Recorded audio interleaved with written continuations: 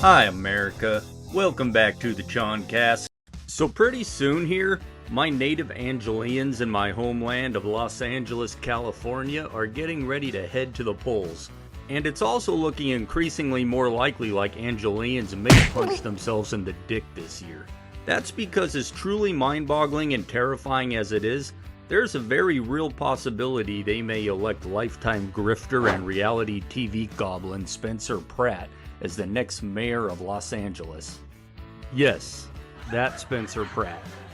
Now I know to my sane listeners this sounds like the plot to some straight-to-DVD discount bin sequel to Idiocracy you'd find in the discount bin to Dollar General, but after the last decade of American politics, can we really sit here and pretend that this kind of thing is impossible anymore?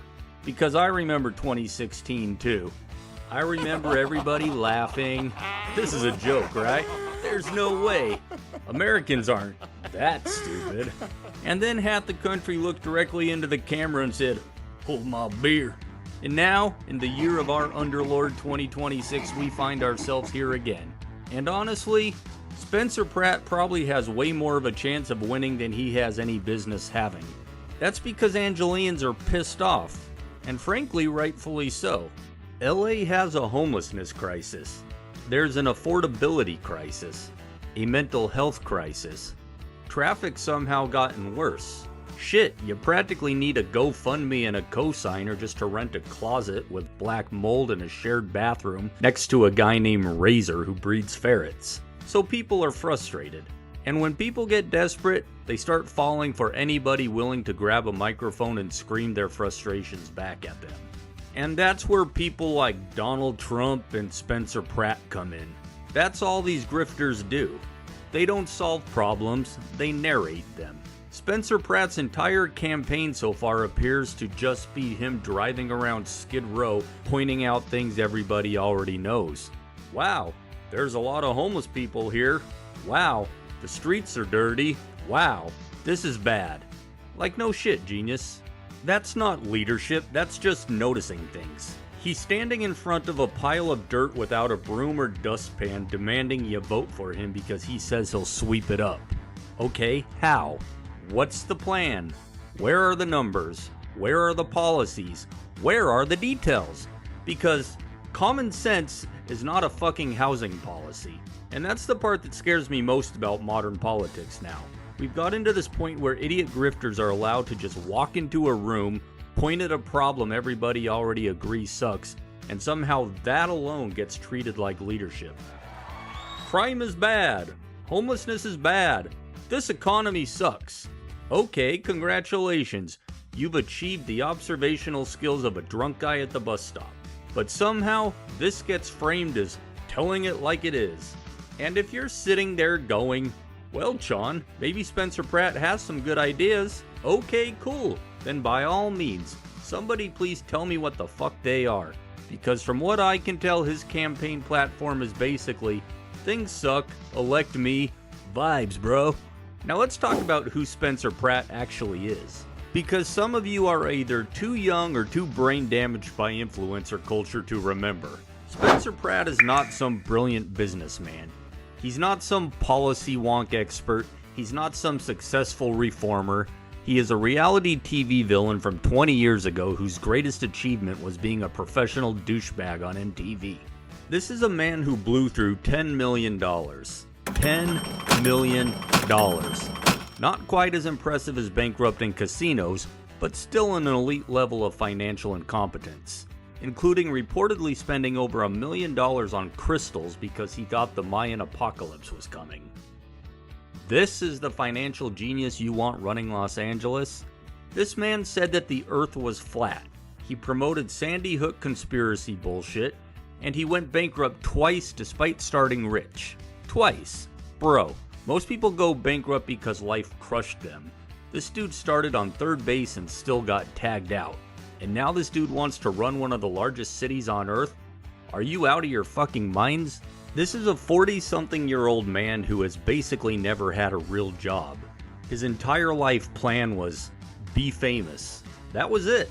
And when reality TV fame faded, he tried becoming an influencer. Then he burned over $1 million on crystals because he thought the Mayan Apocalypse was coming. I need you to understand, this is the man who now wants to run Los Angeles, to be your next mayor. That's not a public servant. That's a guy desperately trying to keep the grift alive. And you have to ask yourself, why is big tech money so interested in promoting Spencer Pratt? Why are wealthy donors backing a guy with no accomplishments to speak of? No governing experience, no policy background, and the intellectual depth of a YouTube comment section. Because he's empty. That's why.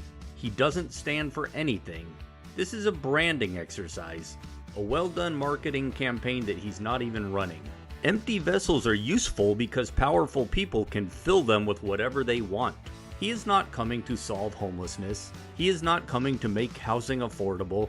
He is not coming to save your city.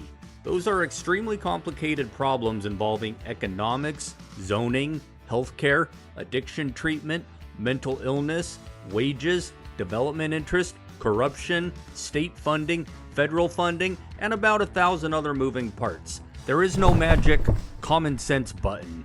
If there was, somebody would have pushed that shit 40 years ago. But angry people want simple answers. That's how grifters survive. They tell you, only I can fix it. Trust me. Vote angry. And then once they get power, suddenly the solutions never come. But the tax breaks sure as shit do. And that's what this is. This isn't a movement. This is a branding exercise. An admittedly well done marketing campaign that he's not even running, so you can't even attribute him credit for a good campaign. And if Los Angeles elects Spencer Pratt as mayor, then congratulations. You just elected a bad podcast guest to run the second largest city in America. At that point, why stop there? Fuck it. Let's fill out the cabinet with Kardashians. At least Kim can tell time. And look, Angelians, I hear you. I understand your frustration with the establishment politics. I do. I hate the DNC and corporate Dems who are almost as beholden to special interest as the fascists on the right. But this, what do we have to lose, is not a governing philosophy. Because the answer is always a lot. That's how you end up burning your own house down because you got sick of the smoke detector chirping. Spencer Pratt is not going to save Los Angeles. He's going to turn City Hall into a reality show while billionaire donors loot the place for parts. And the saddest part is people are so desperate, so angry, and so exhausted that some of them are actually falling for it. So let me leave you with this. If you genuinely believe that Spencer Pratt should be mayor of Los Angeles, then tell me specifically, what are his plans?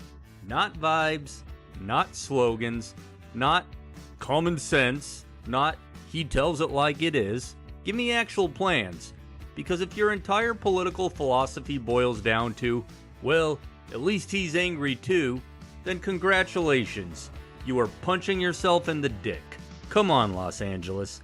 Are you really going to allow another privileged white boy born on third base who's fucked up his entire life to go ahead and fell upward once again, and this time risk taking your entire city down with him? Come on. You already survived earthquakes, riots, wildfires, influencers, traffic, Jared Leto, and the entire Los Angeles Angels of Anaheim naming fiasco. I'm begging you, Los Angeles. Don't let Spencer Pratt be the thing that finally kills you.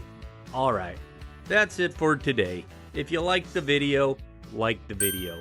Subscribe for more content, and definitely check out Politics Girl, who provided a lot of the info I used in today's video. Peace out, Angelians. We're counting on you to do the right thing.